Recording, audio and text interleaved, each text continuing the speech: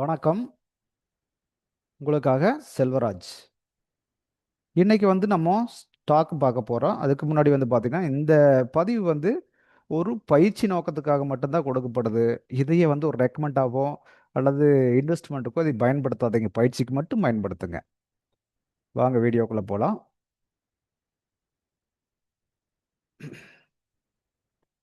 இது நம்மளுடைய யூடியூப் சேனலுங்க. இதில் பார்த்தீங்கன்னா, டெலகிராம் லிங்க் ஒன்று கொடுத்துருக்கேன். நீங்கள் இதுக்குள்ளே போனீங்கன்னாவே டெலகிராம் லிங்க் எடுத்துட்டிங்கன்னா உங்களுக்கு ஆட்டோமேட்டிக்காக கனெக்ட் ஆகிடும். டெலகிராமில் கனெக்ட் ஆகிடும். டெலகிராமில் அப்டேட் கொடுத்துட்ருக்க டெய்லி மார்னிங் உங்களுக்கு அப்டேட் கொடுத்துட்ருக்குற அதை கூட நீங்கள் ட்ரேடுக்கு யூஸ் பண்ணுற மாதிரி தான் இருக்கும். ஃபாலோ பண்ணிக்கங்க.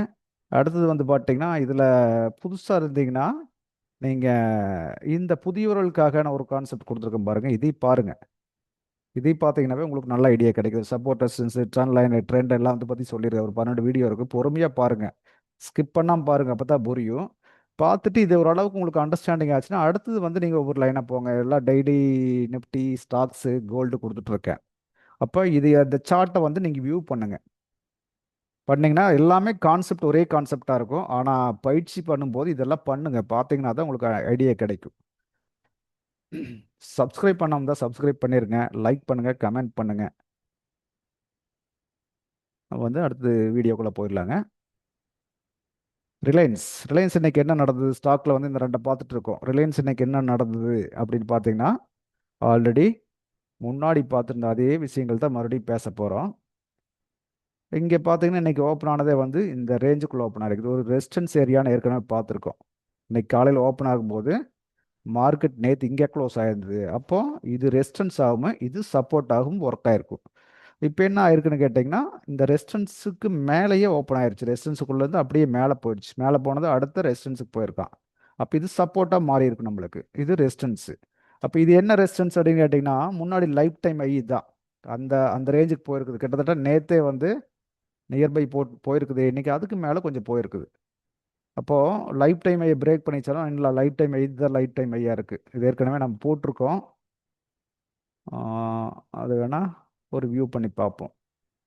முன்னாடி பாருங்கள் எங்கே இருக்குது பாருங்கள் லைஃப் டைம் ஐ. கிட்டத்தட்ட இது என்ன டேட்டில் வச்சுது அப்படின்னு பார்த்தீங்கன்னா 8 ஜூலை 24 வச்ச லைஃப் டைம் ஐக்கு இப்போது அந்த ஜோனுக்குள்ளே வந்திருக்கு மார்க்கெட்டு.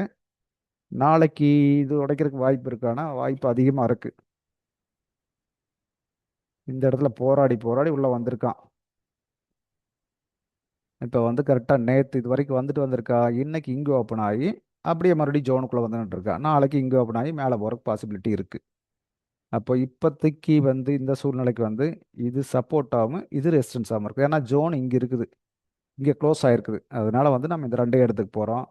சப்போஸ் இது பிரேக் பண்ணிச்சுன்னா நாளைக்கு அடுத்த லெவல் பார்க்கணும். அடுத்த லெவல் எங்கே லைஃப் டைம் ஆகும்போது ஹை எங்கே இருக்குது நீங்கள் காணும். புதுசாக போய் 6 பக்கம் திரும்பிச்சுன்னா அப்புறம் அதே ரெசிஸ்டன்ஸை நம்ம சேஞ்ச் பண்ணிக்குவோம். அப்போ பார்த்துக்குவோம், அதை பார்த்துக்குவோம். அதுக்கு பின்னாடி இது 5 மினிட்ஸ் பார்த்தீங்கன்னா இன்றைக்கி என்ன ஆப்பர்ச்சுனிட்டி எப்படி கொடுத்துருக்கான்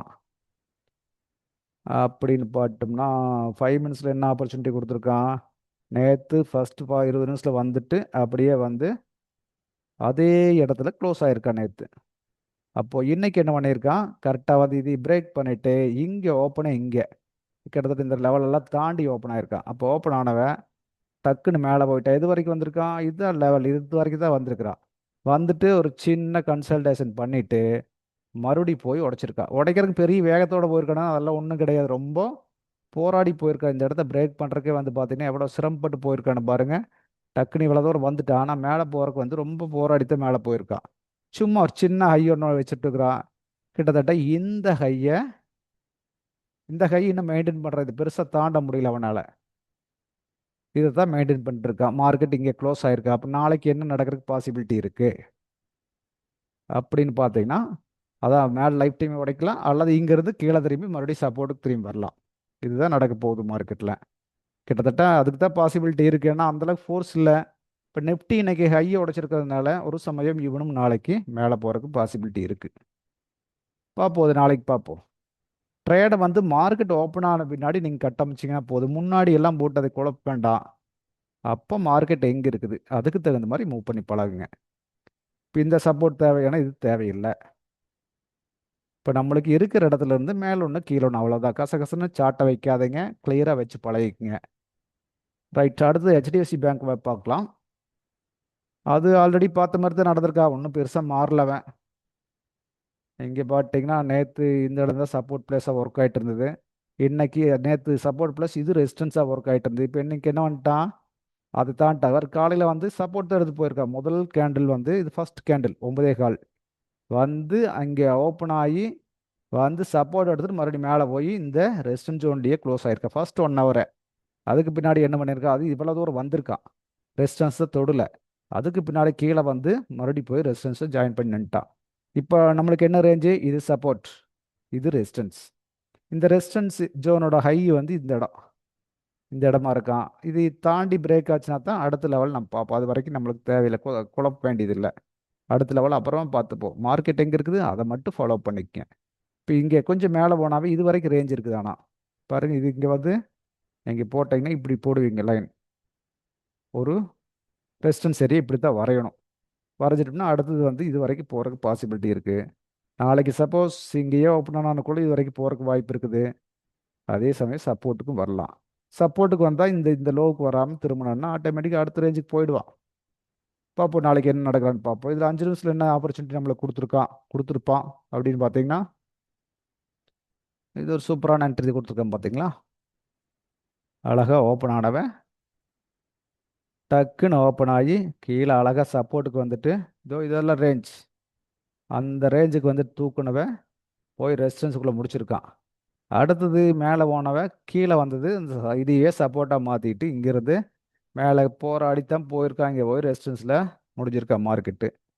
பார்த்துக்க, இப்படித்தான் அந்த மார்க்கெட் ஓப்பன் ஆன முன்னாடி நம்ம அந்த ட்ரேடை கட்ட அமைச்சா போதுமானது. ரொம்ப போட்டு கன்ஃபியூஸ்லாம் பண்ண வேண்டாம். மார்க்கெட்டில் ரொம்ப எளிமையாக தான் ரன் ஆகிட்டு இருக்குது. நம்ம எப்படின்னு சொல்கிறோம்ல அப்படி தான் போயிட்டு இருக்குது மார்க்கெட். இதுலேயே பிடிங்க, இது போய் இண்டிகேட்டர் வச்சு அதை வச்சு இதை வச்சு கால்குலேஷன் பண்ணி முந்தா நாள் லெவல், நேற்று லெவலு, ஒரு வாரத்து லெவல் எல்லாம் போட்டு கால்குலேஷன் பண்ணி அந்த லெவலை பார்த்து அங்கே போகுதானா போகாது. இப்போ இப்படி பாருங்கள், எளிமையாக பாருங்கள். இதெல்லாம் ரொம்ப குழம்பிக்க வேண்டாம். எளிமையாக பழகிட்டிங்கன்னா ரொம்ப ஈஸியாக இருக்குது ட்ரேட் பண்ணுறதுக்கு.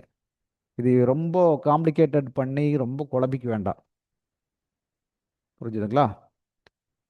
இந்த பதிவு உங்களுக்கு பிடிச்சிருந்ததுன்னா லைக் பண்ணுங்கள், சப்ஸ்கிரைப் பண்ணுங்கள், கமெண்ட் கொடுங்க, ஃப்ரெண்ட்ஸுக்கு ரெஃபர் பண்ணுங்கள். இவ்வளோ நேரம் பொறுமையாக பார்த்ததுக்கு ரொம்ப நன்றிங்க. அடுத்த பதிவில் பார்ப்போம்.